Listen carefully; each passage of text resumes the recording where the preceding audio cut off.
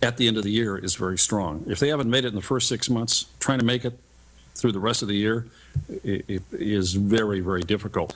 So if they put a system in place like this, and we're able to initiate it quickly enough, they should be able to increase sales activity, which should then increase sales. You're right on, Jim. And part of that is, we're all human beings here, and it's hard to always remember to schedule that next follow-up or to send that other email. If those things are happening for you automatically, if you come in for the day and all these scheduled follow-ups have already occurred for you, you've had a bunch of touches that went out that are to the right type of contact, with the right language, you know what I mean? So new leads, you're talking, new lead type of language versus somebody you've quoted versus someone you've sold. All these things can factor in that these things are happening automatically for you. You don't have to think about it. And, it's definitely going to lead to a lot more opportunities for you. I notice up on your website here you've got some videos from some. Are these testimonials, or are they really clients talking about how they use this and what it did for them? It's a little bit of both. Okay. Yeah, so we've got we've got a number of videos out there, and then a bunch of how-tos as well. So. Well, how does someone reach you and be able to talk to you about this automated system and what it can do for them? Oh, before we get there, what does this cost? And is there a setup fee? Is there a consulting fee? What is the cost per seat? And what's the length of the contract? Yeah, Blitz is very affordable. It's only with the automation, which we've talked about quite a bit here. There is a one-time $100 setup fee. Okay, and then it's $32 per user per month. So depending on how many people would be utilizing the system, typically you're going to have your sales team at least, and then perhaps others on the system, and they're $32 per user. If you're going to pay for the year, there is a 10% discount. If you want to kick the tires, there is a free 30-day trial as well. So don't be afraid to try it out. But long-term contracts? Yes, no. No, you can go month to month. That is an option for you. And in terms of the website, nowblitz.com is where you can go to check us out. And our phone number, 419-841-8800 or 888-470, or excuse me, 888-470-0606. Yes.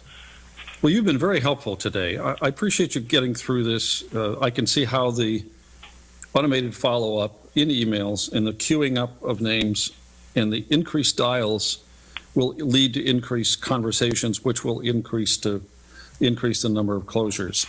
I can understand the cost for this is, considering the increased productivity, is pocket change. For just any company, an individual or insurance companies or even large companies. So I like the intelligence, the actions being taken on the sales processes. That's really interesting. You've been very helpful today. I appreciate the time you've taken. You've been very generous with your time. And we've been speaking with Archie Heinl, Blitz Sales Lead Follow-Up, AA Solutions. Archie, thank you very much for coming on CRM Radio. Great. Appreciate the opportunity. Excellent. We'll look forward to hearing from you again later. Paul, over to you.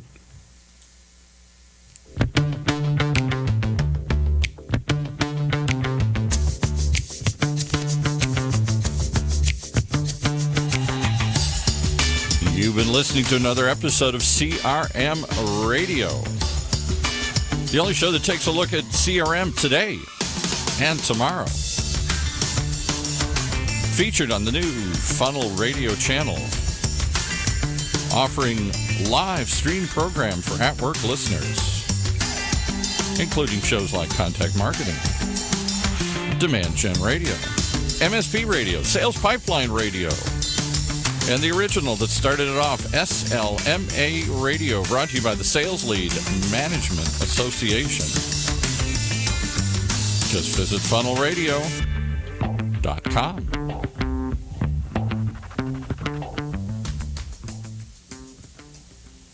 Imagine Imagine what it would feel like to lose everything. Your job, your home, your family, your dignity. This has happened to thousands of the men, women, veterans, and young adults we serve at Working Wardrobes. What do we do to help? We provide career development services, life skills workshops, job skills training. We provide the perfect interview outfit, and we get clients placed in jobs. Call Working Wardrobes, 714-210-2460. Donate, volunteer, invest, hire.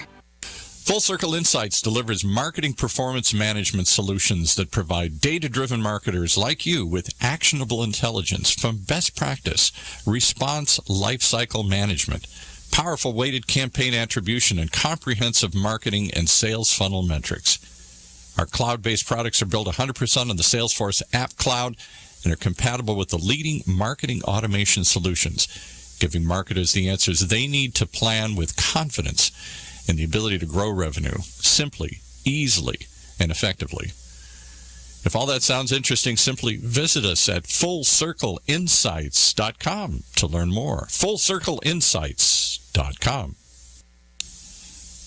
We know you rely on your CRM system, and it's usually a love-hate relationship.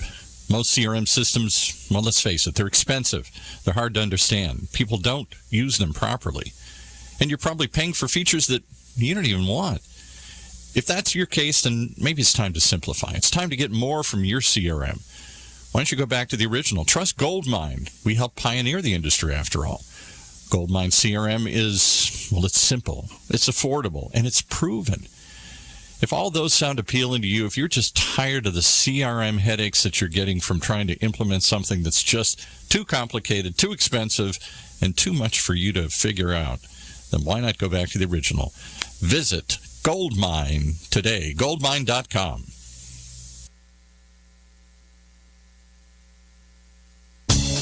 Do you want a free analysis of your inbound marketing? Do you want it in 30 seconds or less? Then check out Marketing Grader, the free marketing tool from HubSpot. It's simple.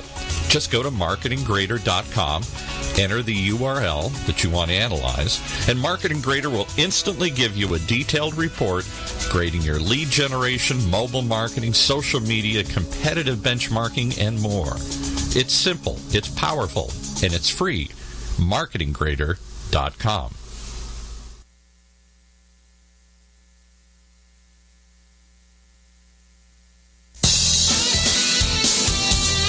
Welcome, everybody. It's time again for the only show that takes a look at the whole sales pipeline. So grab your board, jump in the water, and catch a wave. It's time to bring Matt Hines from Hines Marketing. Hey, Matt. How we do, Paul? I'm doing good here. What part of the sales pipeline are we going to explore today? Well, the last couple weeks here to start Q3, we've really kind of explored just reviewing your pipeline and making sure you've got the right fundamentals in place, especially as you start the new month, new quarter, and ensure that you're on the right track. And I couldn't think of a better guest to sort of continue that conversation in terms of reviewing what's working, making sure that your reps and your team are performing optimally, and just providing an opportunity for basically real-time and ongoing feedback and improvement. Then our guest today, Steve Richard, who is the founder of Vorsight and is the Chief Revenue Officer of Exec Vision. Steve, thanks very much for joining us today. Matt, thank you so much. This is the time of year to chop the dead wood out of your pipeline. That's what we're working on over here. It's funny, we use the term sometimes internally, you got to call the herd, you got to, and it's important to make sure that you are doing that on a regular basis, and in some cases doing that early and often. Last week we were talking about, on the show, how to make sure that you are evaluating efficacy of your reps and identifying the early warning signs that they're not working out, so you don't wait until the end of a month or end of a quarter. How important is it for you, just to jump right in on, to look for early warning signs and use that as an indicator of whether someone's going to make it or not?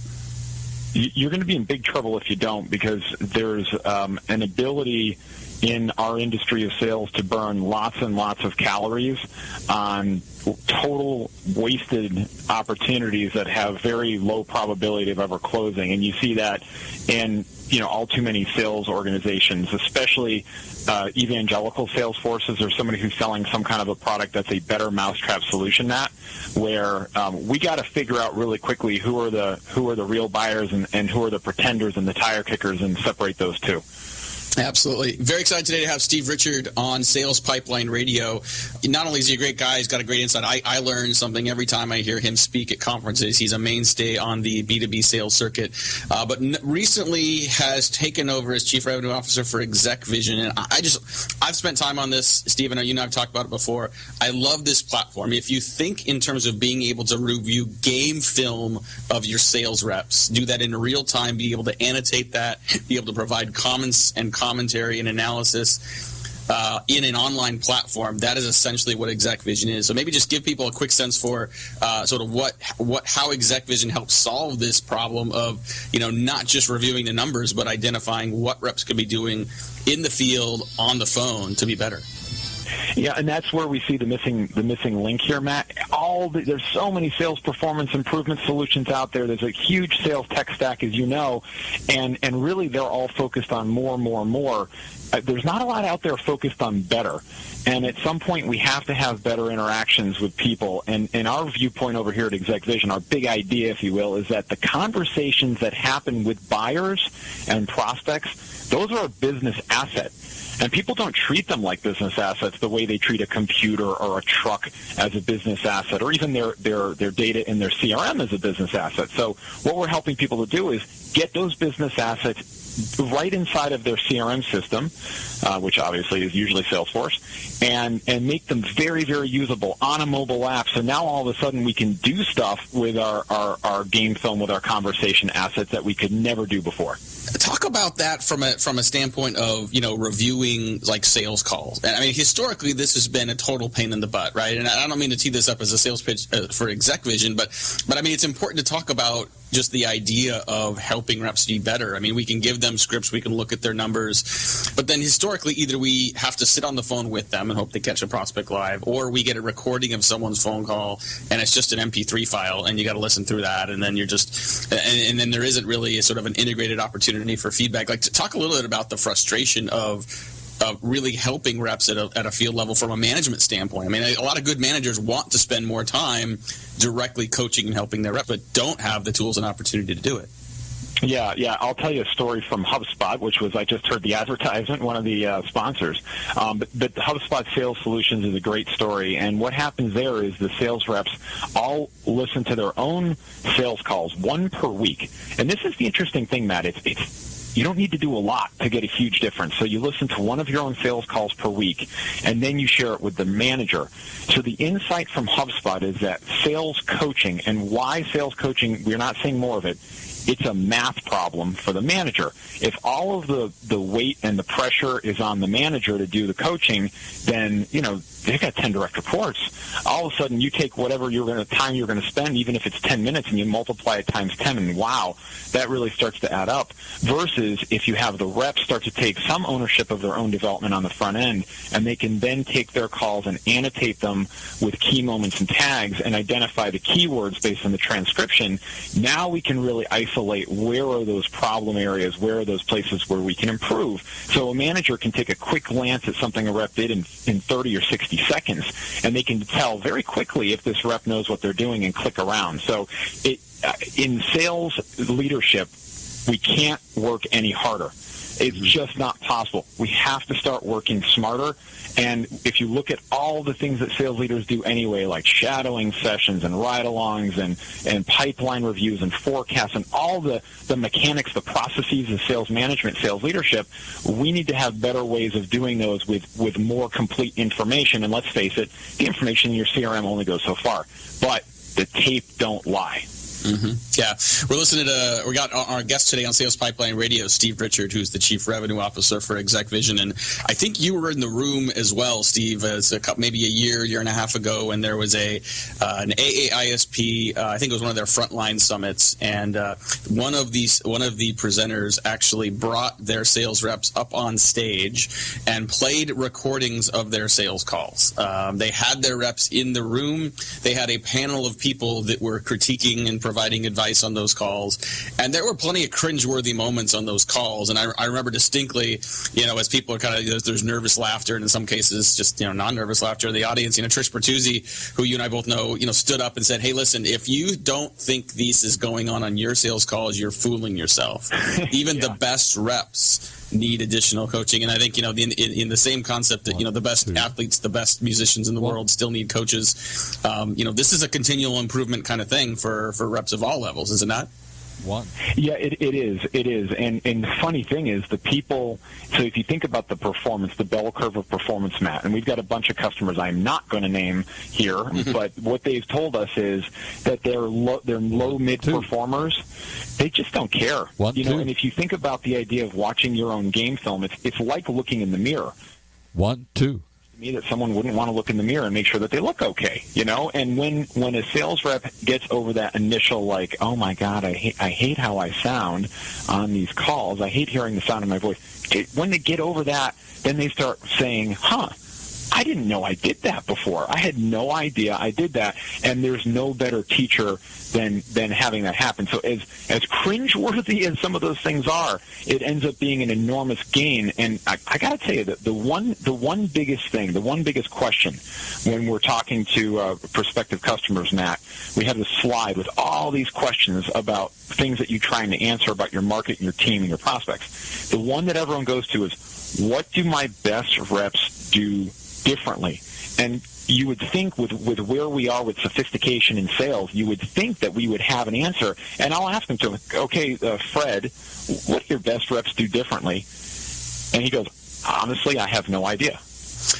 Yeah, no, it's a real problem, and I think to be able to have that resource on a regular basis, I think about for a lot of sales managers, that want to spend more time on this, but just don't know how, right? And I think this environment provides an ongoing opportunity for managers and reps to just make it easier to do so, to do it within the platform. I mean, one of the features, again, I didn't really mean this to make this a sales pitch for the product, but I love it. It's just you've got this transcript that you can pull out as part of the the audio as well, and you can identify keywords that are being used. You can go specifically to where in the recording those keywords are used, but also get a sense from both your seller as well as from the prospective buyer, what are some of the main phrases they're using that can be both instructive in a good way as well as instructive, potentially in a coaching way as well.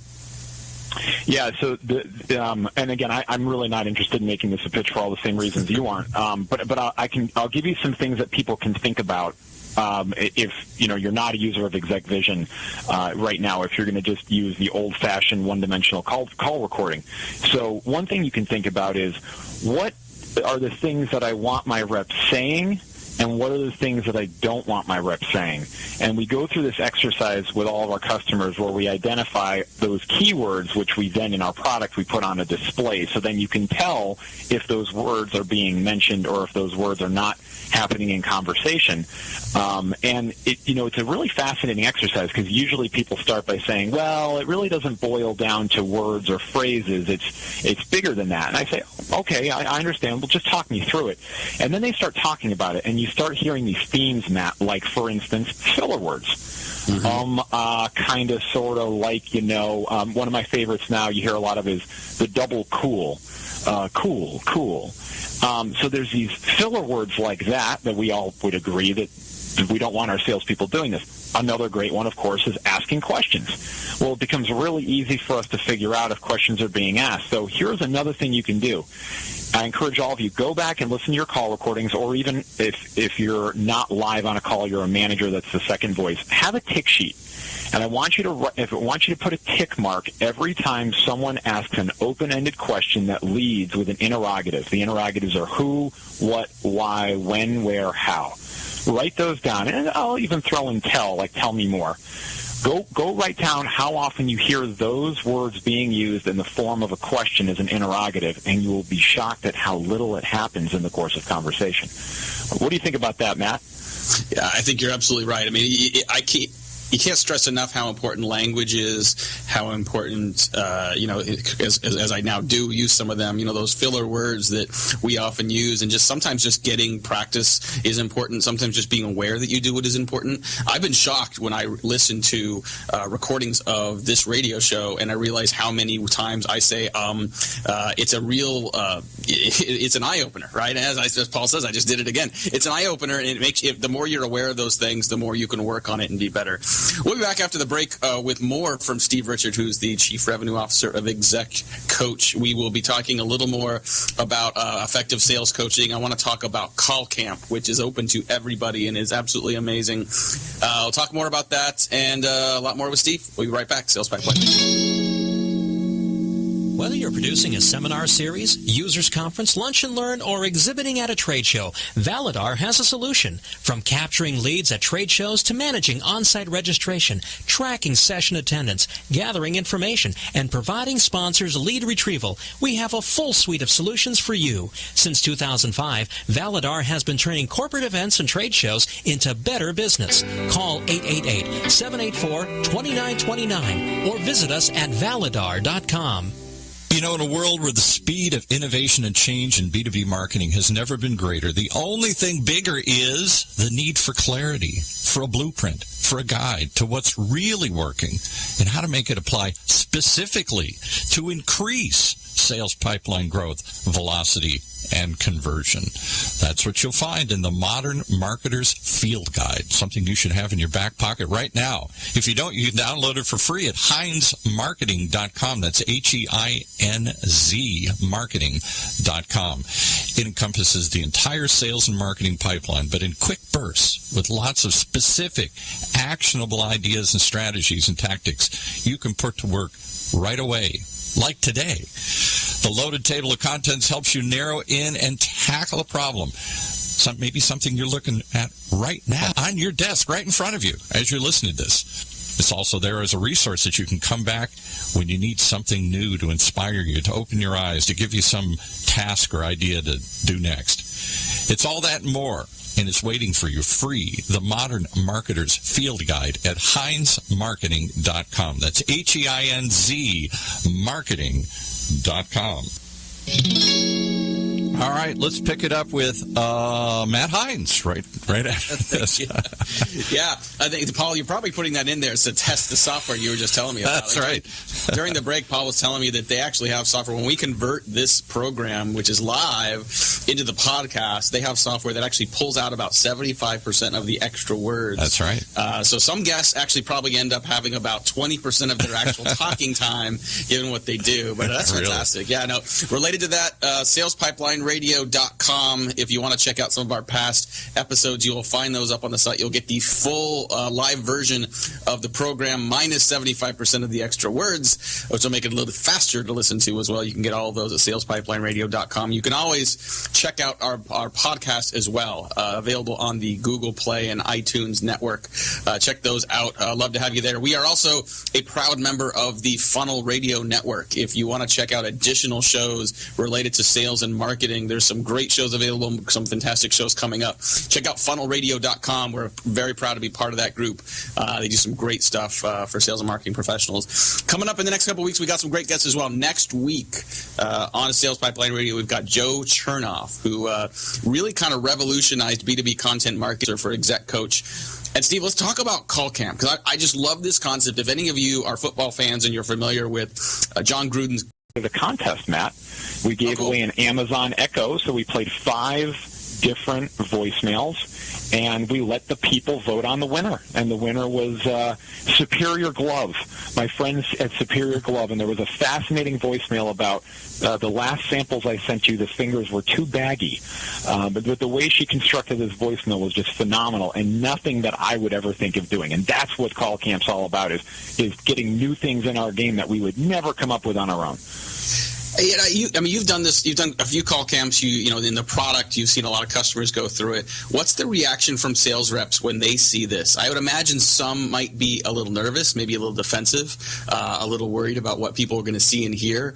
But I imagine others are actually kind of excited about having something a little more proactive to help them out. What's been the feedback, not from sales managers, who I imagine are very excited about this, but from the reps themselves, who are being impacted in many cases, kind of graded and evaluated? Absolutely. Well, in this case, they're only they're self-selecting that, right? So they're submitting a call, and by submitting a call, they know that it can be played on air. So I think that they're really excited by it, the ones that submit. But you're right. I mean, we had about 625 people on the last call camp, and we got 25 voicemails. So it's still a small percentage. But what I think is happening over time, Matt, is there's let's think about it. All of our personal information is available online for anyone to access at any time. The idea of privacy as we knew it 20 years ago is basically evaporated, and with that increased transparency in life, there's more transparency in our professional lives and in how we sell. So there's two kinds of people. They're the kind of people who embrace it, and they're the kind of people who resist it. And that's totally cool. If they want to resist it, that's fine. This is a movement of people who embrace that. This is a movement of people who says, hey, I'm going to make myself vulnerable. I'm going to put myself out there because I know I'm going to get more back in return from doing that than it's going to hurt me. Well, in many cases, it may be indicative of the reps that are actually going to be most successful with you, right? How much do you see a correlation between reps that embrace this kind of feedback in whatever format it comes and reps that are the most consistently successful at not only hitting their numbers but improving on their skills over time? Absolutely. Yeah. Cool. We're talking to Steve Richard today, who is the CRO, Chief Revenue Officer for Exec Coach. Definitely encourage you to check that out. He's also been a longtime member leader in the American Association of Inside Sales Professionals. Steve, as we kind of finish up here a little bit, talk a little bit about the AAISP. I mean, you and I have been involved for a long time. You've been involved for, I think, longer than I have. For people that are listening, I feel like as big as the AAISP has gotten, I still talk to a lot of sales professionals who don't know what it is. Talk a little bit about AAISP and kind of what it means for you. Yeah, the AISP is, I mean, it means everything. I owe my career to it. I owe my business to it. I heard Jamie Shanks say that as well, and I couldn't agree more. The thing that's so great about the American Association of Inside Sales Professionals is it's a family, and I think it got that way because you're dealing with a lot of folks who, because of your inside sales, you don't interact as much with other inside salespeople versus when you're in the field, and there's a lot of still field against inside type of thing going on out there. So there was an opportunity for a camaraderie with the inside sales leaders to go, oh, you're experiencing this, I'm experiencing this, and when we get together, everybody hugs it out. Now, the funny thing is, over time, what I've been experiencing being there is you're seeing more and more field sales leaders that are going to the AISP events because they're saying, my field team, even though they work out of home offices, 70-80% of their time is spent doing inside sales-like activities. They're doing a lot of screen sharing meetings and using dialers and things like that. So there's a real convergence of what sales will be, and sooner or later it really won't be inside sales versus field. But getting back to the AISP, Larry and Bob do an amazing job of bringing in high-content, high-quality people, making it a true group of peers, and I can't recommend the local chapters enough. I can't recommend getting to the regional events enough. They actually have a totally fresh format in Vegas, Matt. Did you know about Unite, what they're doing in Vegas? I just read about that, but give people a quick overview of what that is. It's a really interesting take on a sales conference, very different than their other events. They're going to have a lot more interactivity from practitioners leading sessions. They're going to have the opportunity, because a lot of people in the community are saying, I want to see the new sales technologies, demo me. So they're going to be doing demo rooms and having the cube of the future and just so many cool things. And of course, it's in Vegas, right? Yeah, not a bad draw for the location standpoint as well. Before we wrap up here, just want to give everybody again that website. It's execvision.io, and if you go there and click on resources, you'll get to the call camp page. I think the one we're doing, Steve, is on August 9th, I believe, and you can register right on that page there as well. So thanks very much, Steve, for joining us today. Tons of great information. Definitely check out not only the call camp, but he's got a lot of other great resources, a learning center, past webinars available on execvision.io. Make sure you check out salespipelineradio.com for a replay of this call today, of today's episode with Steve, as well as past episodes. Every one of them's up there on the podcast as well. Google Play, iTunes Store. Make sure you join us next week and every week at 2:30 Pacific. 2:30 Eastern, 11:30 Pacific. I'll get it right one of these days, Paul. Definitely join us every week live on Sales Pipeline Radio as part of the Funnel Radio Network. And look forward to seeing you next week. Until then, this is Matt Hines. It's been Sales Pipeline Radio. You've been riding along, surfing the sales pipeline with Matt Hines from Hines Marketing.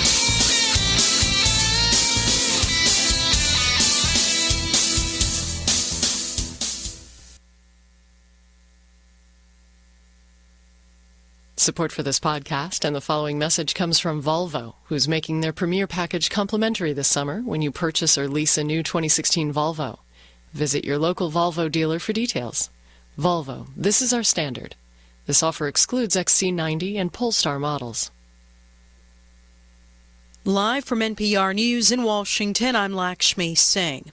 Prosecutors are dropping the charges against a man who was accused of killing Chandra Levy, whose disappearance in 2001 exposed the intern's affair with then-Congressman Gary Condit. Today, the U.S. Attorney's Office for the District of Columbia issued a statement saying it now believes it can no longer prove its case against Ingmar Kondike beyond a reasonable doubt. The office does not say exactly what drove its decision, only that it was based on recent unforeseen developments investigated over the past week. America hears tonight from the first woman presidential nominee of a major U.S. political party. Hillary Clinton will be speaking to a still freshest Democratic Party that'll need a united front to take on Donald Trump in November. Bobby Allen of member station WHYY reports. Clinton will close out the four-day Democratic National Convention by claiming the presidential nomination tonight. Then on Friday, she's launching a bus tour with running mate Tim Kaine. The two will visit mostly working-class parts of Pennsylvania and Ohio, both of which are swing states where Donald Trump has large pockets of support. Both Clinton and Trump are heading into the general election with some of the lowest favorability ratings in decades. Clinton hopes to change some public perceptions on the tour by focusing on her economic proposals. She'll have an opportunity to shape perceptions nationwide when she takes the stage tonight. For NPR News, I'm Bobby Allen in Philadelphia. Well, as the Democratic Convention prepares to wrap up its week in Philadelphia, Clinton's Republican rival Donald Trump is making a swing through more battleground states. Here's NPR's Sarah McCammon. Much like he's been doing all week, Trump is out on the campaign trail doing a couple of events today in Iowa. That comes after a busy week of campaigning and fundraising with his running mate, Indiana Governor Mike Pence. They spent some time in Florida, Virginia, and North Carolina earlier this week. Today, Pence is campaigning in Michigan. NPR's Sarah McCammon. In France, several major news organizations say they will no longer publish images of people responsible for terrorist attacks. In Paris, Jake Saganaro reports a decision has sparked immediate debate on censorship. Under the headline, Resisting the Strategy of Hate, Le Monde newspaper says it wants to avoid, quote, posthumous glorification of terrorists. A national television news station followed suit, and Europe 1 Radio went even further and will no longer announce attackers' names. The new media attack comes after psychoanalyst Fethi Benslama said naming terrorists boosts their fame and minimizes the memory of victims. Absolument. Absolument. Ils laissent leur carte d'identité. Ils veulent être très vite connus. He says they leave their identity cards. They want to be identified very quickly.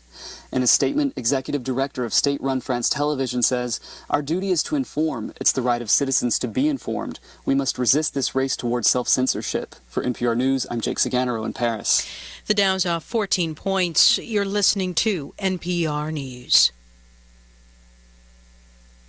Calls for an end to deadly attacks on the nation's police officers are prominent on the Democratic Party's agenda as yet another vigil is held for slain members of law enforcement. NPR's Debbie Elliott says this hour people are paying tribute to two police officers and a sheriff's deputy who were shot and killed in Baton Rouge earlier this month. Vice President Joe Biden and Attorney General Loretta Lynch will join Louisiana Governor John Bel Edwards at the community vigil. Lynch is also scheduled to meet with local law enforcement officers and participate in a community roundtable Friday, hosted by the Department of Justice Civil Rights Division. NPR's Debbie Elliott. President Robert Mugabe says former loyal Independence War veterans should face severe punishment for sharply criticizing him. NPR's Fabia Quistarkton reports the veteran leader in Africa was responding to a scathing statement last week by war vets who've in the past been swift to defend him, sometimes with violence. Zimbabwe's National War Vets Association accused President Mugabe of being dictatorial, egocentric, and manipulative, and withdrew its support. Mugabe has hit back and says the association has been infiltrated by Western powers, and the defiant 92-year-old vows to remain in power. If I still have the energy and still have the life and the blessings of God, I'll continue. The surprise repudiation of Mugabe by his erstwhile allies follows nationwide anti-government protests by Zimbabweans frustrated with the hobbled economy, corruption, and the worst drought in human memory. Ofebi Akwestalton, NPR News, Lagos. This is NPR News. Hey y'all, Sam Sanders here, campaign reporter with NPR News. I am at the airport in Dallas. So for more than a year, I have been flying all around the country covering the 2016 election. And now, the biggest 2 weeks of it all are here. The Republican and Democratic national conventions in Cleveland and Philadelphia. It's going to be all over the news. But if the news is a lot to keep up with, do not worry, because we got you. Just keep up with the NPR Politics podcast. Our team will be at the conventions doing quick daily episodes first thing every morning, every day of both conventions. You will know what's happening, what it all means, without the cable news hangover. Daily episodes start Tuesday, July 19th.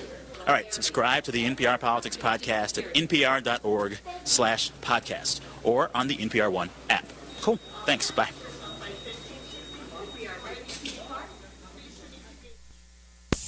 In a world where the speed of innovation and change in B2B marketing has never been greater, the only thing bigger is the need for clarity, for a blueprint, for a guide to what's really working. And how about a way to apply it specifically today to increase sales pipeline growth, velocity, and most of all, conversion? That's what you'll find in the Modern Marketer's Field Guide. And amazingly, you can download it for free. HeinzMarketing.com, just like it sounds, HeinzMarketing. It encompasses the entire sales and marketing cycle, but in quick bursts with lots of specific, actionable ideas, strategies, tactics you can put to work right away, like today. The loaded table of contents helps you narrow in and tackle a problem. And it's something you can come back to over and over again as a reference guide. Why not download your free copy of the Modern Marketer's Field Guide? It's free. HeinzMarketing.com, just like it sounds. HEINZ Marketing.com. The Premier Rewards Gold Card from American Express. The rewards points can keep on multiplying. Buy 3 with triple points on airfare. Buy 2 with double points on gas and groceries. And a single point for pretty much every other dollar you spend on the card. Then, start choosing from over 1 million rewards to redeem all those points. Apply today and the annual fee for the first year is on us. Call 1-800-AXP-GOLD or visit axpgold.com. The annual fee for the card is $175. See terms, conditions, and restrictions at axpgold.com. I'm on the observation deck of the Empire State Building to demonstrate how much material Waste Management recycles. As North America's largest residential recycler, last year alone, Waste Management recycled 12.9 million tons. How much is that? Let's do the math. Carry the 6. It's enough to fill this building more than 27 times. With experience like that, we're bound to have a program that can help your business recycle. Talk to Waste Management or visit thinkgreen.com.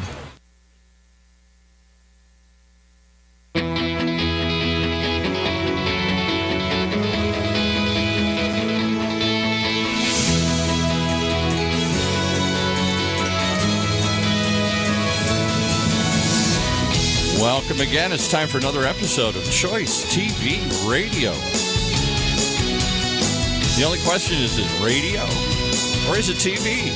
Hey, it's actually both. With your host, Jon Marchese, the award-winning executive producer and owner of Choice TV. Hey, John. Hey, how's it going, Paul? Wow, you just pushed the envelope on what we're capable of doing out of this little studio. We are Facebook streaming. We're all over on Twitter and things and stuff here. I can't even believe it. You got 100 people in the studio. I know. I've stretched. Paul has had to add extra microphones because I have a motley crew in today. Big crew. I should give the listeners kind of what's going on in here. We have 1, 2, 3, 4. We have 6 people here. That's all I can see. There's probably more in the back there. Oh, we're going to have 10 people next week, Paul. I didn't tell you that. Yeah, we're really going to stretch. Well, first of all, I have my announcer, Paul, and I have my producer, Ryan, over in the corner there. Hello. Oh. Yeah, whose mic isn't on? It's on. Well, I can't hear him there. Let's turn him way up. Okay, when you figure that out, then and who else I have in here? I'm really excited, folks, because I've had famous comedians in here. I've had actors. I've had publishers. I've had incredible real estate agents. But I'm really nervous today I'm really nervous, everybody. I'm really nervous, Paul. You know why? Why are you nervous? Because I have my first boss after college. A lot of the listeners and the viewers don't know that before I went into directing and producing and now hosting, I was a physical therapist, Paul. No, you were a physical therapist? I practiced physical therapy, and I have my first boss in here today, Mike Mandis. Thank you for being here, John. I appreciate it. Did you think he was going to go this far, Mike? Come on, tell the truth now. Come on. No, I wasn't sure what to expect because it's been a long time since I've seen John. Yeah. And I remember those days where he first entered the practice and he was getting into his physical therapy. And like we've talked about earlier, there was a period where we knew, okay, maybe this isn't quite what you had in mind. This wasn't quite what you were expecting in terms of a profession, but we had a great time. We did, and we had a lot of stories that made it a lot of fun. And we're going to get into that. We're going to get into that. Real quick, Mike, was John a good employee? Well, I would say John was a very good employee because I picked him. Yeah, that's right. That's right. Yes, he only picks the best. And speaking of picking the best, we have other good people, the best people. We have Darcy Tharp here. Say hi, Darcy. Hi. She's a physical therapist, too. She has her own practice. And this is what's kind of interesting is that we all have our own businesses. Darcy has her own practice in Newport Beach. What's the name of it, Darcy? Health Zone Physical Therapy. Health Zone, because we're going to, and while we're talking, what's your practice? Well, we have two offices. One is Los Alamitos Ortho and Sport, PT, and another one is Newport Physical Therapy. Oh, my gosh. And my third guest today. We got more? I we have can't more. keep track of all this. Yes, I have a lot of friends. I have a lot of people that I worked with. You know everybody. Is Gilbert Orbesso. Say hi, Gilbert. Hi, everyone. Oh, my gosh. Pleasure to be here. Thank you, John. Is Gilbert's mic on? I don't hear Gilbert. I know. I don't hear Gilbert talking. We were trying a different mic on. I know. I'm really pushing Paul to the limit, he right, can share guys? mine. Okay, Turn the mic around the other way. Let's flip it around the other one. Let's see if that's... While you figure that out, Gilbert, he was the aide. He was the aide when we worked together, right, Gilbert? Yes, John. And he was the aide, and now since he is a PT assistant, so he is a licensed physical therapy assistant, right? Yes. Right? And now he has his own business too. He is the owner of Vital Fitness LLC, right? Yes. You got to get that LLC.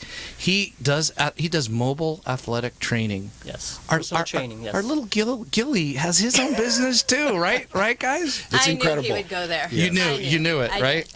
I knew he would do good things. I know, which we all have. So I want to get into all this. So thank you guys for coming.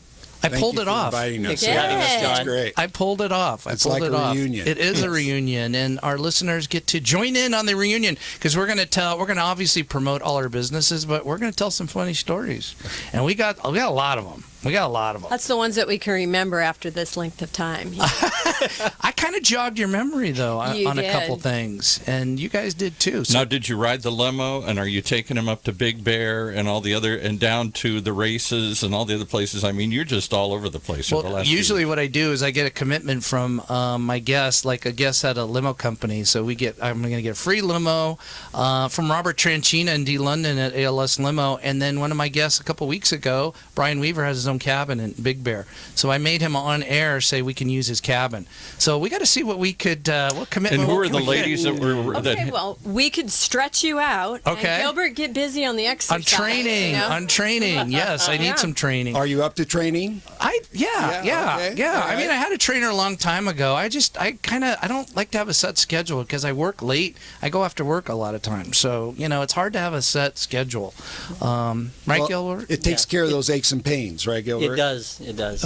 And we're going to talk about that, too. First of all, I wanted to get into Mike and Darcy and Gilbert. What made you get into physical therapy? Let's start from the beginning. Well, for a lot of us, we are introduced to physical therapy at a young age in a sports-related kind of injury. So you never knew that maybe physical therapy existed until you need a physical therapist. Mm-hmm. So that was my first contact in high school. And once I looked into it, I did some volunteering. I knew that was a profession I wanted to get into. I wanted to learn about anatomy and physiology, all those basic things that kind of lead you down that road. And honestly, after being in this career for a long time, I don't regret it at all. It's been a great career, and I'm looking forward to what goes on in the future. And there's a lot of opportunity. You've got a lot of battles, but there's a lot of great opportunity. So certainly don't regret it. Hey, how about you, Darcy? That's exactly it. Really? I was a track runner and hurt myself, and all I knew was athletic trainers,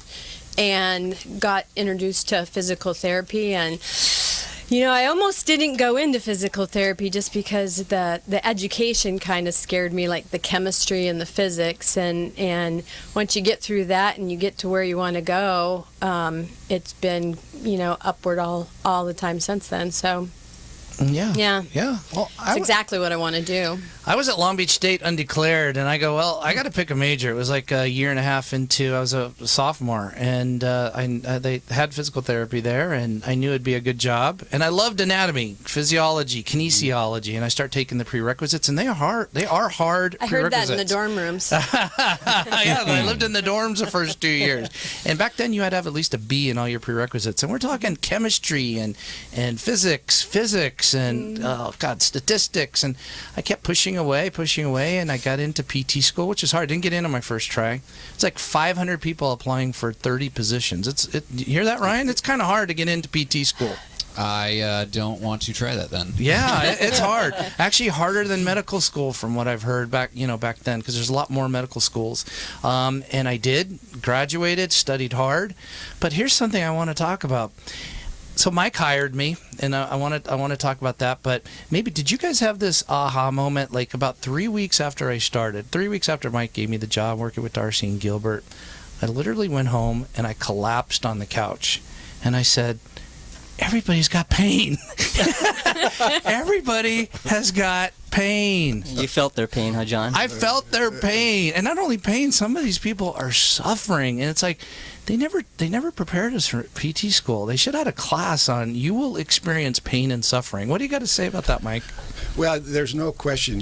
When you come out of school, you're wondering if you're prepared. When you get to the job, you realize there's a lot of things that were left out. You learned your book work, but you didn't learn the process of taking on patients with true disability and true life changes. No textbook cases. Yes, that's right. So there you certainly can be overwhelmed, but once you realize that you're going to be a help in their situation, and you see that you've got a bigger goal than just being a therapist, then that's what motivates you to keep doing what you're doing. And then you see the outcomes, you see the success stories, which just reinforces what you're doing. It's very rewarding, huh, Mike? It's very rewarding, and you have your ups and downs through that. But what you come to find out is you kind of live by the book. You suffer with people. You kind of sense their pain. You also have a plan to make them better, and many times you do make them better. So the rewards are there, and that's what keeps you going. Okay, I got to interject here, because Mike being the first boss that most of us had, and pretty much my first one, even though I was in the field for a while. If we hadn't had this guy as a boss, I don't know how I would have felt. I mean, I've had a few bosses since that, I could easily drop kick, and seriously, Mike was like the best. He was the best. I'll pay you later. Yeah, I'll pay you. Thanks. Yeah. Well, I can attest to that. That's no. Yeah. Well, Gilbert is the funny story about Gilbert is that, and we've talked about that already, is that I did hire you when you were like, I don't know, 19. You might have been 16. Yeah, 19, he still looks 16, Mike. 16. I probably broke the law, but I had to call you several times. Did I get the job? Yeah, maybe you did. But then he was very young looking. He still is very young looking. Sure. He hasn't changed at all, and his energy level is the same. So, I've had good people that I've crossed paths with, so I've been very lucky that way. And by the way, Darcy, you did remind me that I had to spend a lot of money to get you because you belong to a registry. And when you belong to a registry, the dollar amount that you have to buy them out is quite big. Right? So, yes, right. And yes. you know what, Mike? Do you know that she was mad at me and you when I first started? Tell Mike that story and our listeners, please. Well, I haven't heard that. Yeah. when you work for registry, it's kind of known that when you go to a place, they kind of dump a lot of patients on you because they're paying a lot of money for you to work there. And and then he hired John, who had like maybe one or two patients. And I went back because I started with registry, so I automatically had, 20 patients a day? 20? Know? I don't. Yeah, no. That's embellishing. Yeah, I think so. Registry? Did we have that many Yeah. patients? Yeah. Okay, 15. Yeah. Okay, 15 to 20. There was one day, seriously, you had 2 patients and I had 17. Oh but my you gosh. had But just he offered started. to help you, didn't he? He was asleep. I was asleep. Yes, he was asleep. On the Okay, second day we'll get on the into that job. story. We'll get I into didn't that. see any of that. Okay, I'm sorry. we'll I get didn't into see that any of story. But I was fresh out of college. I mean, I was scared. I was scared out of my mind. In fact, I remember the first patient I had.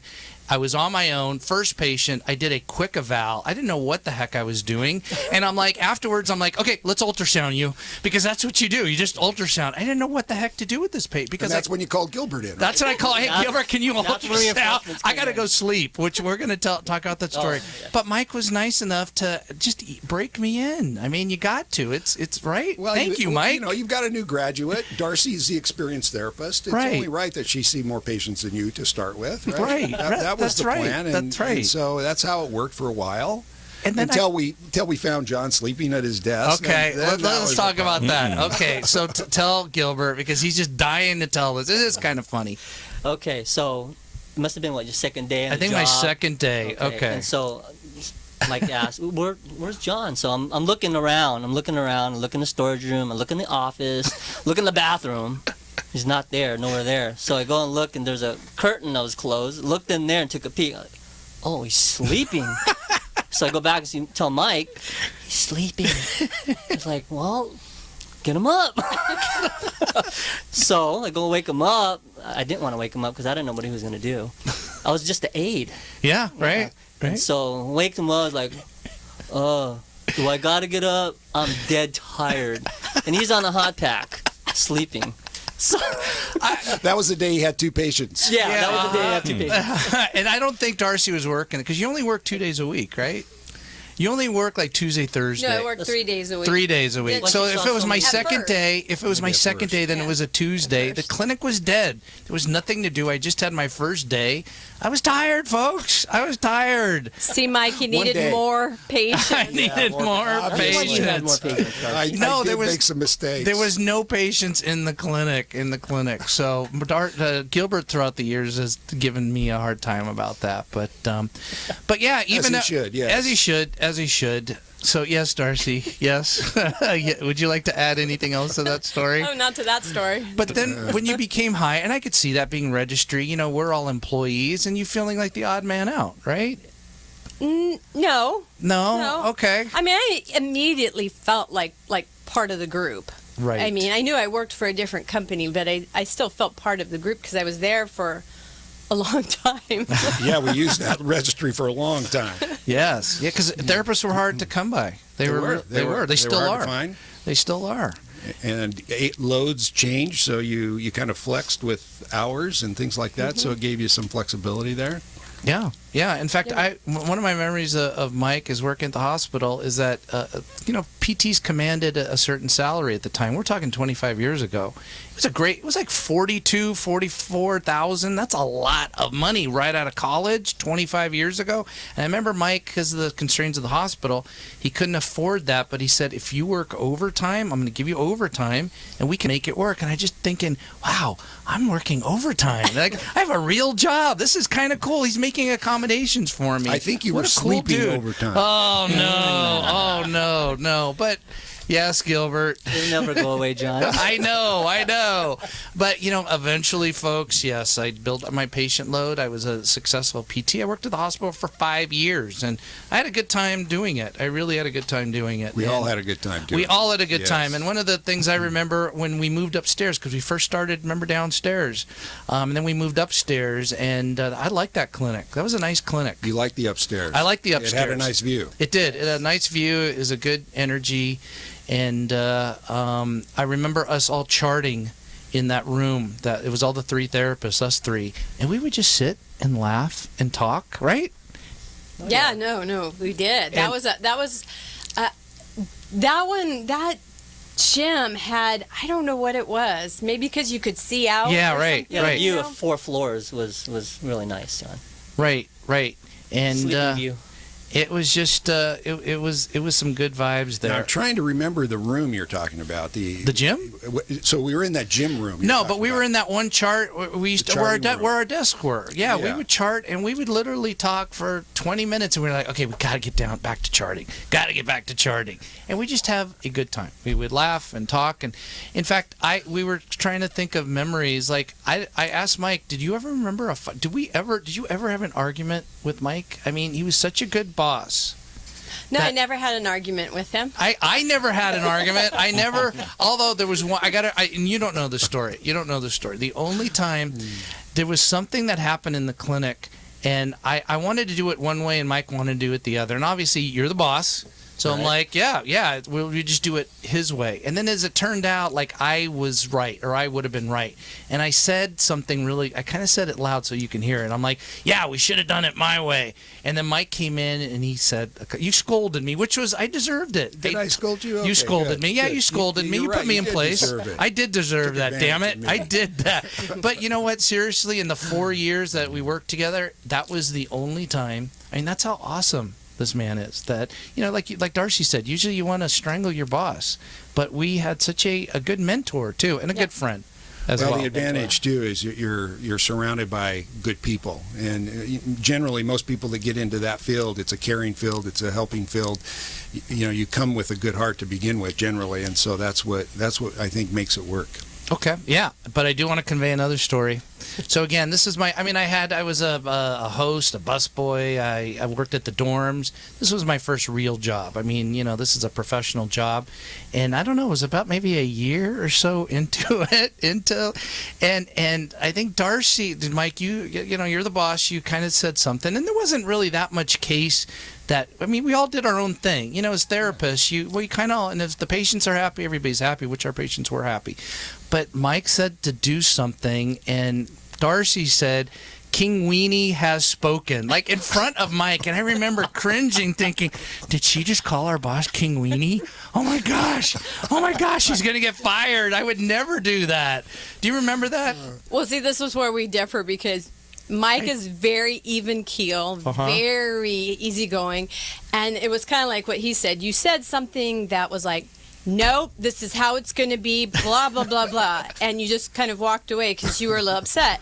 I hadn't seen you like that, and my memory is I said, well, King Rat has spoken, and you turned around and you looked at me for a second, you walked into the office where we chart, and I think you started laughing, because somebody just called me King Rat, or whatever. I like that name. That's a good name. And I'm sitting there mortified. You're laughing, you're mad or whatever, and I'm like, oh my God, she's going to get fired and blah, blah, blah, blah, blah.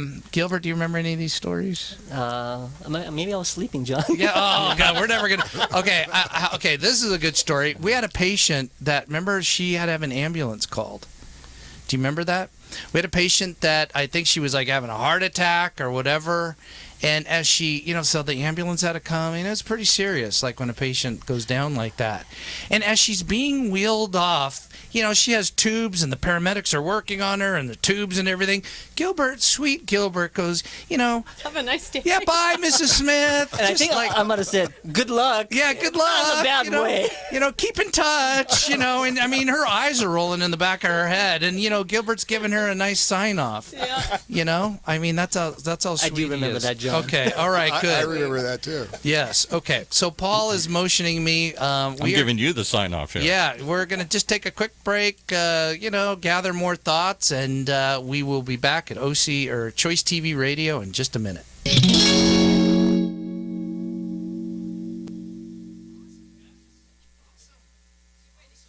Full Circle Insights delivers marketing performance management solutions that provide data-driven marketers like you with actionable intelligence from best practice, response lifecycle management, powerful weighted campaign attribution, and comprehensive marketing and sales funnel metrics.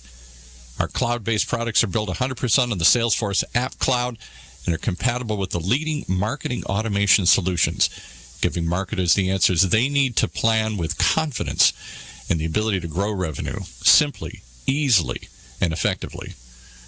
If all that sounds interesting, simply visit us at FullCircleInsights.com to learn more. FullCircleInsights.com. We know you rely on your CRM system, and it's usually a love-hate relationship. Most CRM systems, well, let's face it, they're expensive. They're hard to understand. People don't use them properly. And you're probably paying for features that you don't even want. If that's your case, then maybe it's time to simplify. It's time to get more from your CRM. Why don't you go back to the original? Trust Goldmine. We helped pioneer the industry, after all. Goldmine CRM is, well, it's simple, it's affordable, and it's proven. If all those sound appealing to you, if you're just tired of the CRM headaches that you're getting from trying to implement something that's just too complicated, too expensive, and too much for you to figure out, then why not go back to the original? Visit Goldmine today, goldmine.com.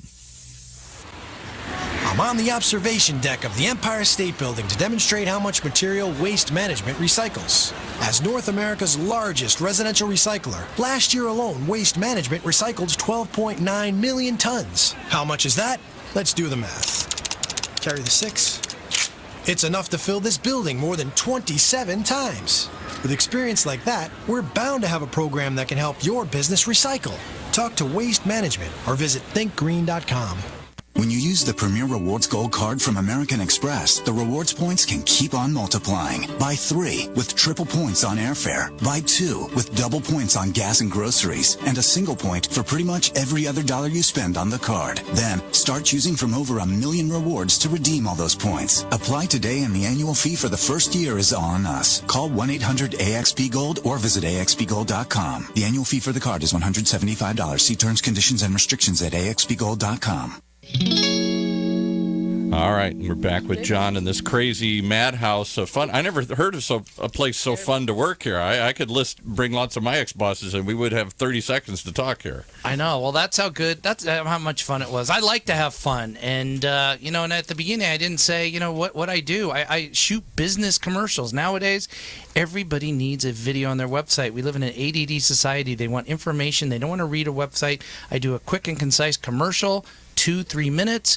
It features your business, the good points, has a good call to action. I rank it on Google because a lot of people can make good videos, but not a lot of people could rank it, do SEO. So I get people to see it. Phenomenal. You guys get great results. And the other reason I've heard you say this before, in a world where we've all moved to a smartphone, why are we still writing stuff? That smartphone does everything great except read. I can't read on a 2-inch screen. I got to watch something here. You need to make video for that little screen. Right, that's right. That's right. Yeah, and I have a TV show that I air on Fox. It has the best commercials that I've done, and it gives them promotion with that. So that's what I do. But I wanted to talk about my guests. I want them to promote their practice. So, Mike, you have 2 practices, Los Alamitos Orthopedic and Sports Physical Therapy, and your other practice is called? Newport Physical Therapy. Newport Physical Therapy. It is in Irvine. Newport, but in Irvine. Okay. It's in Irvine. It started out in Newport, so we moved maybe about 3 years ago.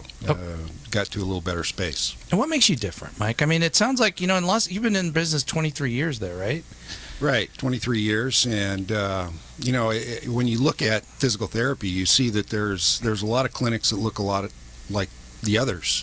So you all do the same thing. I mean, we are a clinic that sees orthopedic physical therapy or provides orthopedic physical therapy for post-surgical, post-injury. We see young kids, we see seniors, we see the gamut. And that's a lot like other clinics. If you think about what sets you apart, I guess I'd have to go back to the beginning when we started with maybe 3 guys and we had a receptionist. And now we've got 2 clinics. We've got over 50 full and part-time employees. We've established growth. We've taken risk over the years, and we've taken some big risks in the recent 3 years where we moved 2 practices into new and bigger locations. And so we've continued to grow our business, but yet we've stayed in the same community. We have a community imprint that's there. We have patients that come to us, their families come to us, their relatives come to us, their friends come to us. So there's a lot of that kind of connection within the community we work in. So in terms of what sets us apart, I think it's that kind of service that we provided for a long time. We have a great staff. We have great physical therapists, provide great care. How many PTs? But altogether? Altogether, we have about 10 physical therapists with 3 partners. So I have, and that's another thing that sets me apart, is I've worked with the same 2 partners for 23 years, which is unheard of. That is. I mean, there's fights usually. Yeah. They don't work out very well. Andrew Einhorn and David Bradley they're great friends, they're great business partners. And that's been something that sets us apart as well. So that's fantastic. That's been maybe the best part of what I've done over the last 23 years. Right. And we all know what a good PT Mike is, right? I mean, he would go the extra mile for his patients. And a lot of the women had crushes on him, right? Right, guys? Oh, my gosh, yes. Oh, yeah. Oh, now, come on. I mean, half of them you didn't even know about, I don't think. No, I don't. Yeah. We had a VIP patient, and Mike was so nice. And she wasn't rich. She worked for a city, and I'm not going to say the name of the city or obviously her.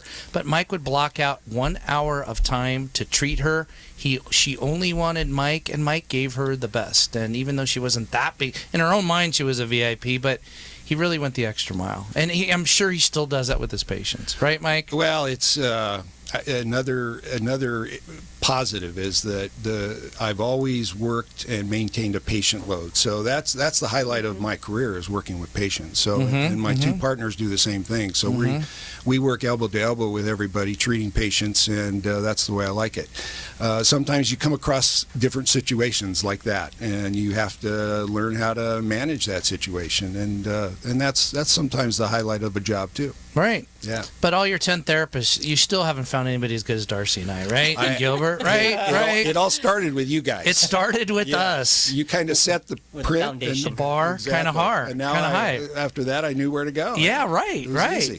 How about you, Darcy? What's it? You have your own. It's called Health Zone. Health Zone. Right in the peninsula, Newport Beach Peninsula. Right? Yep, I'm right in the middle of a bunch of construction right now. Lido area is just expanding, and there's going to be a hotel down there, and you get the beach traffic. In fact, just the other day, someone is renting the place above me, and he came down, hey, I've got this shoulder problem. So he's here on vacation, and him and now his brother's wife are going to come see me. Nice. See? Just you get that foot traffic. Never knew I would get tourist traffic. And what sets you apart? We talked a little bit. This is incredible. This is a good tell them. Well, like I said in the beginning, we have a good mentor or whatever. So yes, for sure. We learned how to treat patients, and whether they are VIP or whatever, and I'm sure Mike is the same way, you treat all your patients the same. Right. They're all VIPs. Yes. And the difference I have right now is, as you moved yours 3 years ago, I went in to Newport, so thank you for that, by the way. But, enjoy that rent. Yeah. No. Enjoy that rent. Not at all. Yeah. But I have found that because I'm still a small clinic, I have a one-on-one with the patients. Yes, So I don't have aides right now. I don't have anybody. And even when I've worked at a facility that I had aides, my eyes were always on them because, they don't know as well as I do how to make somebody exercise, if they're using the correct body mechanics and that kind of thing. So right now, my patient load are people that are getting frustrated with the mills, where you go to a therapy place, you see a therapist for 5 minutes, they give you to the aide, and they never see the therapist again, not even to say goodbye, Right. And in this area, probably more Huntington Beach, where I used to be, there's a lot of them. There's a lot of mills. Yeah. A lot of mills. So people are coming to me saying, I've been to 5 different therapists, and oh my gosh, you're the first person that's done anything manual. Right. On me. So I'm kind of disgusted with that, because as a therapist, you want all of them to be good, and give your career a good name. But at the same time, I'm glad to have the business. Yeah, So- yeah, it's and that is that when you pick a therapist, because we got to give some value and some advice to people that might be listening. Yep. Ask them, are you just going to pawn me off on an aid? How many times am I going to see you? I need to see you. I want to see you every time I'm here, because a lot of clinics do that, folks. We know that you get evaluated by the PT, and then you're just doing exercises with an aid. I mean, what kind of therapy is that? And especially with Darcy's clinic, and because Mike was our mentor, he kind of instilled in us, this is how you do things, that you get that one-on-one with the therapist. And it is important, that soft tissue techniques that we all do. And what about you? You do personal training. I see all your pictures on Facebook. The elderly. That's right, John. Gilbert has a good time. I have a very fun time. You work with the elderly population mostly, Yes, right? Yes, right? Yes. I specialize in, I see all ages, but I do specialize in seniors, baby boomers, and our 80s and 90-year-olds. A lot of this stems a lot from day one with working with Mike and Darcy and you, John. Mm-hmm. And these guys are not only great clinicians, among other therapists that are out there, David Bradley, Kathy Bradley, Andy Einhorn, Debbie Walker, a lot of people that I've been exposed to. I was exposed to a lot of therapists. And the thing is, being exposed like that gave you all these tools, that you can just hand out when you needed them. And they're not only great clinicians, Mike and Darcy, is that they're also, their kindness rubs very good on you. And Darcy's crying. She's tearing up. A lot of that. I think I am too. I and take Mike. that to till this day. Oh my God. So when I see my clients, part of what they taught me and what I learned from them, I take that with me. And it's great also, to do one-on-one, and I could any conditions that they have, I am not afraid to train them. Whatever condition that they have, strokes, heart attack, Parkinson's, orthopedic conditions, I can provide a program for them. And it's fantastic. It's like aftercare for them, because a lot of times their Medicare will run out, and if people have the money, and people in our area, they can afford it. If you don't have your health, what do you have? Yes. So you go to Gilbert, and Gilbert will do exercises with you and provide excellent. And guys, we all say that the patients loved Mike. They loved all of us. Did they not love Gilbert? I mean, Gilbert, right, Mike? Might have been the favorite. I can speak to that, because Gilbert worked with me shoulder to shoulder, and he was a PT assistant who saw my patients. So I know what kind of PT assistant he was, and it was like having another physical therapist. There was really no difference in terms of that. Right. For 20 years he worked with you. For 20 years. 20 years. Mike could go on vacation without any problems. Yeah, Yes, I mean, right. That's true. Right. And I should say, not forget to mention that we have 3 very good PT assistants, just like Gilbert, in our clinic. That, as you say, when a therapist is there and seeing new patients and bringing patients in, you want to make sure that that patient is treated properly. And so you make sure you have proper staff besides the aides that are there, that are important people in a physical therapy practice. The PT assistants are extremely important, and Gilbert was one of those PT assistants that set us certainly a bar that was very high. And we have Mike Quinn and Mike Venegas and Tim Ankeny, who are 3 great PT assistants in LaSalle, and we have another PT assistant in Newport who has a huge influence on our patients there. That is fantastic. And Gilbert, what is the name? We're going to go over the websites. How did people get a hold of you? And he is the #1 trainer in Long Beach, by the way. #1. He has been ranked on the internet. He is #1. So if people want the top, how would they get a hold of you? They would get a hold of me. They can go through Facebook with my name, Gilbert Orbeso. Or Orbeso. Orbeso. Right. And my website is www.govitalfitness.com. GoVitalFitness.com. So put that in, because people are listening on the radio. They could do that right now. Yes. They could do that right now. Yeah. And Darcy, how about you? How do they get a hold of you? What's your website? My website is healthzoneinc.org. healthzoneinc.org. There's no period after the INC, is there? No. Because I want people, No. healthzoneinc.org. And you're on Facebook as well, I'm on right? Facebook, and I'm on Yelp, all the other little search engines. So Fantastic. How about you, Mike? The easiest way to reach us is LosAlamosPT.com or NewportPhysicalTherapy.com, and our wellness program is TrainToShape.com. So any one of those will get you to us. Fantastic. I also wanted to talk about a little serious, but I think it's worth noting when PTs need PT.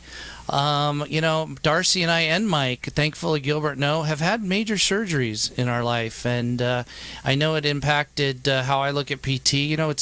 Doctors make the worst patient. Although I thought I was a great patient when I first started at the clinic 25 years ago. I remember Reva, who was a PT assistant. We got to give a shout out to Reva. Yes. Reva, if you're listening, wherever if you can, wherever you are. She's dancing somewhere. She's dancing somewhere. She was a ballet dancer. Pilates somewhere. Reva told Mike, you need to get an MRI. You need to get another MRI. And I'm like, what? How? Mike, what? Well, Mike had a brain tumor. Mike, what?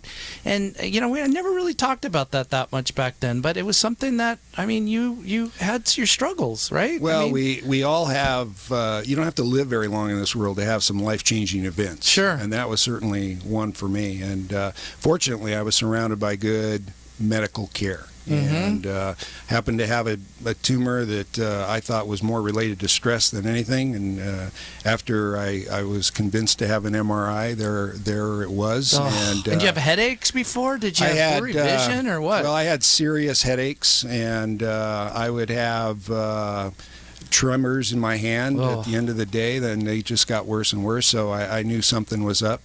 And as it turned out, I had the MRI. And I was then referred to Barry Severa. Oh, excellent doctor, Barry Severa. Yeah. And shout out to him. And I never forget him and what he did for me. But he did surgery. First, he put a shunt in to kind of save my life right away. And then we went back in and removed the tumor. And fortunately for me, going into that situation, all I could recall were all the patients that we have all crossed paths with who weren't as lucky as I, and the things that can happen. Yeah. But fortunately, I believe in higher power. I believe the God above took good care of me and got through it very well. And I really have no issues now, and I'm pretty much clear at this point. Thank God. Yeah. Thank God. And Reva said that was it a teratoma? Was it? And the teratoma of our listener, that's like when a twin is growing in you. Was it a teratoma? That was just a rumor. Was it a rumor? Was it a what? So it was like a non-cancerous. You want to hear the name of it? Sure. It's probably a long name. It was an oligodendroglioma. Oh my gosh. It is a tumor that's malignant, but like Severa told me, he said, "Don't worry about this. Something else will get you before this did." Oh, okay. So he was pretty confident that he went in, he got most of it, and as it turned out, nothing's ever appeared again. So I just count my blessings with that for sure. Thank Happy God. to be here. Thank God. But see, listen to your body. You have these tremors, these headaches. It's not all stress. Get things checked. All right. Stay close to your doctor. Catch early. And Darcy has had orthopedic stuff. That is what irony when you've treated patients all your life. Now you're a patient. Well, you had back fusion. We had back fusion around the same time because I got to tell my story. Go ahead. That was the last injury. Yeah, you've had multiple surgeries. Ganglion cyst removal and shoulder injury. And abdominal surgery. You have had abdominal surgery and stuff. You've had lots That's wholly different. Yeah, but this back fusion, it's an orthopedic condition. You had your foot was numb, right? Your leg? No, actually not. I didn't have any symptoms whatsoever. It's that thing where you've done a lot of bad body mechanics. You've done a lot of bad posture. I've worked on people for a long time. Yeah, right. And who knows what I did before that, And I literally was folding a towel, and my disc herniated onto the L3, L4 spinal nerve, blocked the foraminal hole. So I had like a cork compressing down on my nerve. And, of course, I'm kind of like the knee's all numb and it's getting weaker, and they're going, well, we're going to do an epidural. And epidurals sometimes work, but I just kind of knew it wasn't going to. And so, but insurance-wise, you go through it, and then didn't work. They got me to the right doctor who did the MRI, and he goes, It's fusion. There was a black or white. There was no, maybe this will work, maybe we can do this. It was just, I needed a fusion. So And I got to interrupt you. Now, from being a physical therapist, I said I would never have a fusion. It seemed like nobody ever got well from a fusion. And they got worse a lot sometimes. And a lot of times they were just, right, Mike? That fusions were just... Yeah, that's the way it appeared, yes. Yes. And maybe because we got a skewed area of the population that they saw us, if they were okay, they wouldn't go to physical therapy, but just some of the patients I saw. I have had 2 patients in my career say that they wanted to hurt themselves. I had to call one of the doctors of the patient and say, your patient, I'm very worried about them. They had a fusion, 2 of them. And so you had your fusion, and thank God. But listen to this, Gilbert. She had her fusion. That's a major surgery, folks. And what are you doing 3 weeks later? going back to work. I mean, people take 6 months off sometimes. I had just opened a clinic. I need to go back to work. Yep. That is dedication, folks. You hear those patients that Darcy treated? I know you were probably in worse pain than they were. Probably. Yeah, you don't tell them that. You just get the patient done. Oh, that was another thing I hated. It was like treating patients. Oh, like they had like a little injury, and you're in so much pain, and you can't tell them. You can't let on. But yeah, the doctor said to me, because I had the spondylolisthesis, which the vertebra was slipping forward. It was slipping forward so much it was slipping that it was cracked. It got cracked.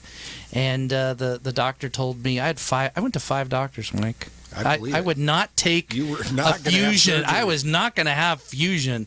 And the 5th doctor, who was a friend of mine, it was my neighbor, Dr. Price, and he's like, John, if you don't want to end up in a wheelchair, you got to have the surgery. It's okay. They're just going to they're going to go through your stomach and go to your spine, through your stomach, and my eyes pop. It was like those cartoons. My eyes like popped out like, wait, isn't there a lot of important things you got to get to my spine? Oh, we just stick it to the side, no big deal. But yeah, it was a cage from the front, and they flipped me around and put screws and rods in my back. But 6 weeks later, I'm on the treadmill. Yeah. I'm on the treadmill, and thank God, I'm doing great. The injury that got me was the shoulder.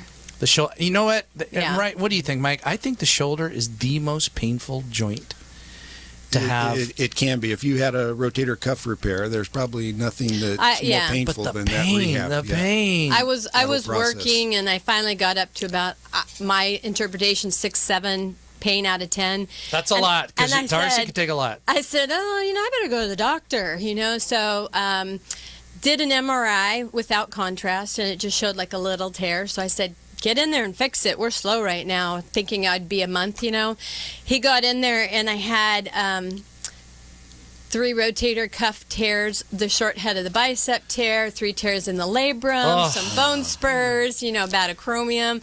So a little bit more work. And then I grew inflammatory scar tissue, so they had to go back in.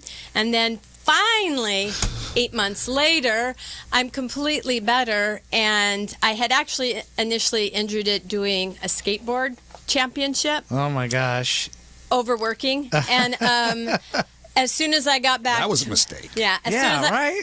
I like doing sports I don't know anything about. So gung-ho.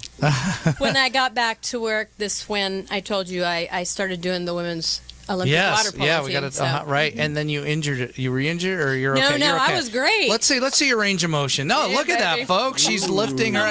That's good like therapy. What? That's about 170 degrees, right? I can do good call, John. 185. Good call. Yeah, good call. I still have my hands. He still has it. Yeah, exactly. We need a goniometer. Exactly. Yeah, right. That's right. And yes, and Darcy has treated, I was looking at Gilbert. Darcy has treated Olympic athletes, folks. She has treated the women's water polo, the gold medal women's 2012. 2012. Treated some of them.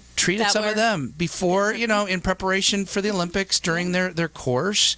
And so and they won the gold, Gilbert. Go USA. I think it's because of Darcy, because her physical therapy. She has magic. It's because of their hard work. You can take credit. She's being, and Mike. Don't be bashful. Yeah, and Mike too. I mean, Mike's been a therapist a long time, and his clinic, which is like one of the premier clinics in the Los Alamitos area, you've treated Olympic athletes too, and baseball players, right? We have. We've we've been fortunate enough to treat a lot of different people, and some of them have been athletes, and that's always exciting to get those kind of fun people, and fun. Yeah. And so we had a stint with the women's water polo team when they were training at the base in Los Alamitos. The Irvine office, which Gilbert has worked at in the past, my partner there, Dave Bradley, has treated a number of athletes from currently some of the Ducks and some Angels baseball players and some the volleyball players that are in the Olympics right now, and so he's an excellent therapist, hard to beat. So he's seen a lot of them there. Fantastic. We are almost out of time. I'm just going to give a quick your names again, then I'm going to ask you one last question. So if my listeners want to have Premier Physical Therapy, there's all our practices here on the Los Alamitos area and a little of the Newport Beach area in that area. Los Alamitos Orthopedic and Sports Physical Therapy and Newport Beach. Newport Physical Therapy. And on the peninsula and Huntington Beach and that area south, Darcy Tharp at Health Zone PT. And if you want athletic training, if you have an elderly mom or dad that maybe you need to get them up and move. Maybe they don't have a specific condition, and you just want them to have fun, because Gilbert, it's fun. It's fun. It's exciting. It is. I've seen those videos, and those patients are having a good. They're smiling and laughing. They love you, Gilbert. Yes. They love you. You got great stories full of wisdom. Yes, and it's a Vital Fitness LLC. Correct, Vital John. Fitness. But I wanted to ask everybody in wrapping. I have a lot of business owners that are listening. It's a business show. What would you say? I'm going to ask everybody. What would you say to business owners that are struggling right now, particularly in their first or second year? You struggle. You've had your struggles. We've all had our struggles. What would you say, words of encouragement, Mike, to these people? Well, I think first of all, you have to have make sure your goal is in line with the best business that you can provide, and then surround yourself with some good people, whether it's one or two or three. Make sure you're surrounded with good people who can guide you and direct you, and there is a financial component to that you need someone like an accountant or someone you trust who can guide you through some of those details that are more financially valuable to a starting business. So I think it's knowing your business, knowing what you're good at, make sure you stick to that, and then surround yourself with some good people. Fantastic. Darcy, what about you? What advice? I can say that's exactly true, because I started 3 years ago. I'm basically still struggling. It's hard. But it was because I did not have those people. And I kind of went in almost blindly, like, okay, this is what I'm going to do, And I had a couple people, but then they had to step out, and then you get somebody else that's not quite as equipped and doesn't quite guide you honestly. And so you really do. You really have to take the time to look at who you want in your grouping or your camp, so to speak. So right. Well, you have us to call on. You have Mike. He's successful, and Gilbert. What about you? You've had your struggles. You're getting your business off the ground. What advice would you give? Yes, the same components with Mike and Darcy, and one of the big major component is that my wife and I talked about. It was hard for me to go out on my own, to leave Mike. He's such a great boss, great guy, great friend, kindest of all. Yes. And, but you know what? My wife and I are bound together, and we talked about things, and her support and my family was huge. It was huge. So to go off on my own and being risky, and I couldn't turn back. Yeah, and you always have a job. We always, yes. If we all three have a job, right, Mike? Wait. That, right? That's a commitment we're going to have, because and that's why I keep up my license doing the CEUs. I do. Hey, I do too, Gilbert. I do too. Okay. I have my license current. We got backup. Yes, I have backup. One notch up now. So we all might three be knocking at your door, Mike. I look forward to that. Okay, good. I know. We'll bring the crew together. So, did you guys have fun? It was great. It was Thanks, so John. much fun. Fabulous, John. I know. I had a great time. Yeah, absolutely. Thank you so much. Not sure what to expect, and obviously we don't do this very often. I don't do this very often, but you've made it easy. And Oh, John, you're in your element. Yeah, Oh, absolutely, yeah. you are. He's got the knack. Yeah, you've Yep. got Talent. the knack, and you're in your niche. Hey, and I John, are can you see gonna that. ever Gonna make me sing cry. Stray Cat? Stray Cat for Strut. us? You know what? I'm going to find that, Gilbert.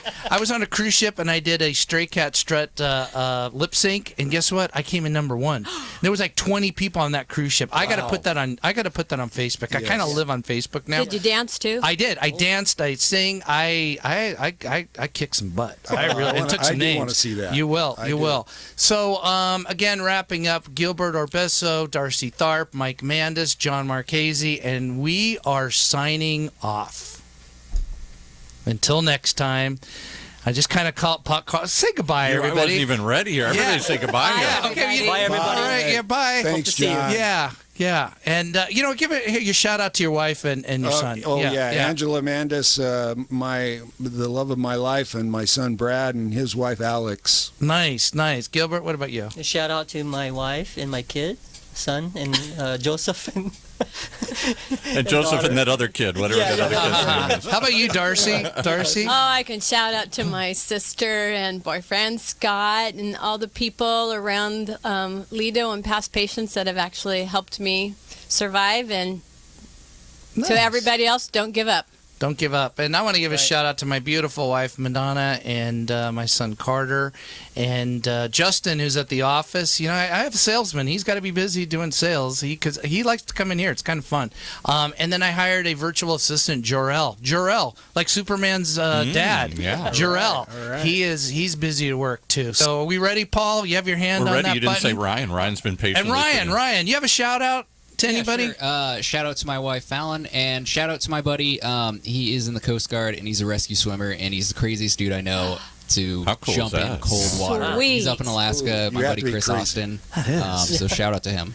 All right. It is. Thank you to Ryan's friend. Yes. Okay. So Now we're ready. Jon Marchese, Choice TV Radio, signing off.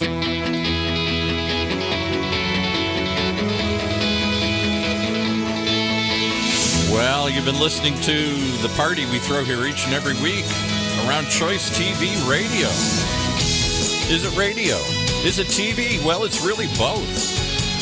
The way John does it with your host, Jon Marchese, award-winning executive producer and owner of Choice TV.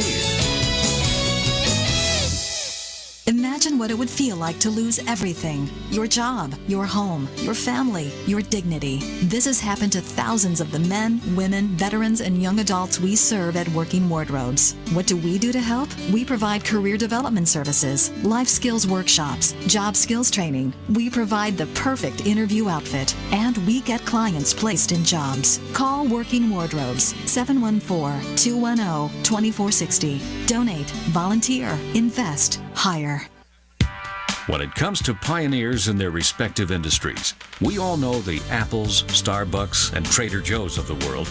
In the realm of recruiting, Decision Toolbox is the industry's best-kept secret, with 90% of their business from referrals and repeat customers. For over 20 years, Decision Toolbox's U.S.-based team of recruiters, sourcers, professional writers, quality personnel, and tech support has perfected a Six Sigma approach to talent management. No matter the size of the project, Decision Toolbox delivers incredible results. A cost per hire less than half of what contingency firms charge, with the winning candidate presented in an average of 14 days, all with a 12-month candidate warranty. With results like that, Decision Toolbox won't be a secret for long. Visit us at www.dtoolbox.com for more information. Let's face it, not all company challenges are the same, which is why strategic market intelligence can